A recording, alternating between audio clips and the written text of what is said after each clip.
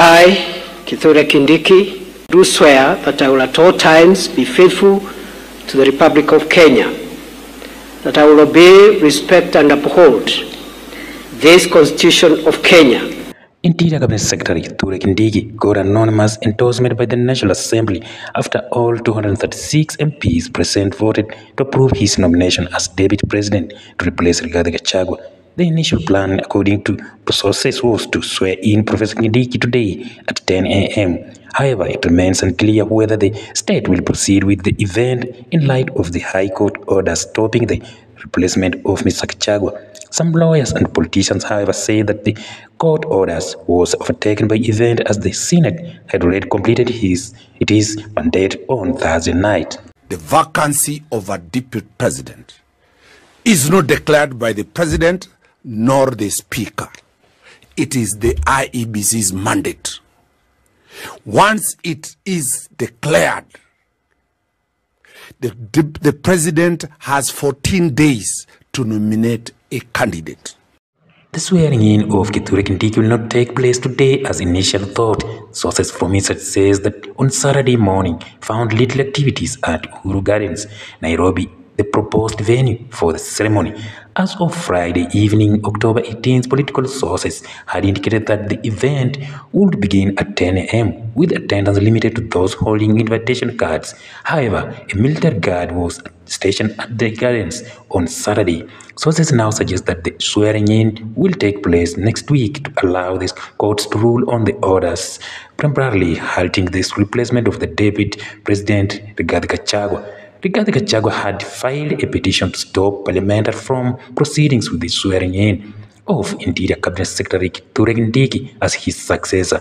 In response, Justice Chacha Mwatia issued an order suspending the Senate's resolutions and barred the National Assembly from appointing replacement until October 24th, when the matter will be reviewed by bench appointed by Chief Justice Martha Koome. Kenyan President William Ruto chose Interior Minister Kindiki as his new Deputy President on Friday, but court blocked his appointment until it hears a case next week challenging the impeachment of Kindiki's predecessor. The High Court's intervention came after lawmakers had already approved Kindiki's appointment on Friday. It extends a period of political turmoil in the East African country that started with a mass protest against unpopular tax hikes in June. The Senate voted on Thursday to uphold impeachment charges against Ruto's previous deputy, Rigathi Gachagua, marked the first time that Kenya's deputy president had been removed from office by impeachment. In an order, the High Court in the capital, Nairobi, said Kindiki's appointment as deputy president and the Senate's resolutions upholding impeachment charges against Gachagua were suspended until October 24th, when a bench of judges appointed by Chief Justice will debate the issue. The petitions filed by various individuals and organizations challenge the impeachment process of Rigathi Gachagua and the subsequent nomination of Kindiki. They urge that the entire process was unconstitutional, marred with procedural inconsistencies and driven by political motives. Emmanuel Elijah Otieno, an advocate of the High Court of Kenya, urged that the National Assembly's impeachment process was flawed. He contends that the public participation exercise was inadequate, falling short of both the quantitative and qualitative thresholds required for impeaching Deputy President elected by over 7 million Kenyans. Otieno highlights that Gachagua was not given a fair hearing as the National Assembly debated the motion before he had the opportunity to respond to the allegations. He further asserts that Gachagua's responses were not captured in the public view template form, further prejudicing him. The petitions filed by various individuals and organizations challenge the impeachment process of Rigathi Gachagua and the subsequent nomination of Kindiki. They urge that the entire process was unconstitutional, marred with procedural inconsistencies and driven by political motives. Emmanuel Elijah Otieno, an advocate of the High Court of Kenya, urged that the National Assembly's impeachment process was flawed. He contends that the public participation exercise was inadequate, falling short of both the quantitative and qualitative thresholds required for impeaching Deputy President elected by over 7 million Kenyans.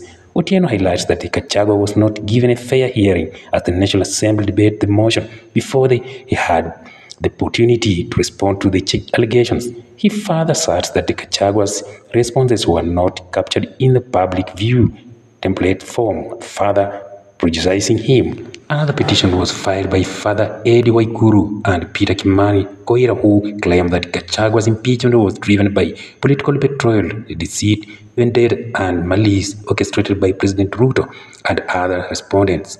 They contend that the special sitting of the National Assembly scheduled for October 18, 2024 is intended to approve Kindiki's nomination as replacement for Gachagua's violating several articles of the Constitution. The petitioners highlight the 14 days and 16 days periods stipulated in Article 149 of the Constitution. They urge that the 14-day period is intended to allow the President to obtain a certification from the IEBC regarding the nominee's qualification to serve as Deputy President, while the 60-day period is for the National Assembly to conduct public participation across all 290 constituencies. Sheria Mtaani and Shadrack Wamboi, represented by Advocate Dunstan Omari, also filed a petition challenging the impeachment process. They urge that the Speaker of the Senate rush the proceedings and unnecessarily decline to adjourn the sitting to allow the Gachagua time to recuperate after falling ill. The petitions maintain that this denial of adjournment led to ex-parte proceedings, violating Gachagua's right to appear before the Senate and represented by counsel. They further challenged Kindiki's nomination, arguing that it violates Articles 137 of the Constitution, as they currently hold the position of Cabinet Secretary for the Interior Security. The petitioners also highlight the absence of fully constituted Independent Electoral and Boundaries Commission's IEBC, which they intend makes it impossible to approve Kindiki's nomination in accordance with Article 82 and 88 of the Constitution. So those are some of the reasons as why Professor Kindiki cannot be sworn in anytime soon until next week as per the court order. The vacancy of a deputy president is not declared by the president nor the speaker. It is the IEBC's mandate. Once it is declared, the president has 14 days to nominate a candidate. I, Kithure Kindiki, do swear that I will at all times be faithful to the Republic of Kenya, that I will obey, respect, and uphold this Constitution of Kenya and all other laws of the Republic, that I will well and truly serve the people of the Republic of Kenya